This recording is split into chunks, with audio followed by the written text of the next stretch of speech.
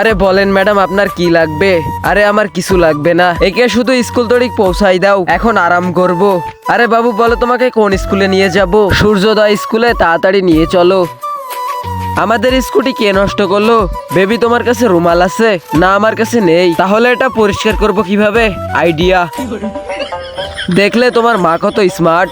আরে মা, আমি অনেক ক্লান্ত হয়ে গেছি, চুপচাপ হেঁটে চলো, আমিও অনেক ক্লান্ত হয়ে গেছি। আমি জানি না আপনি আমাকে কোলে নিয়ে যাবেন, না হলে আমি যাব না। ঠিক আছে, তোমার যতক্ষণ পর্যন্ত ভালো লাগে এটা করো। আমি এই যে টেবিল নিয়ে বসলাম এটাতে। এরপর সিনটির মা গেম খেলতে থাকে আর ওখানেই খাবার অর্ডার দেয়।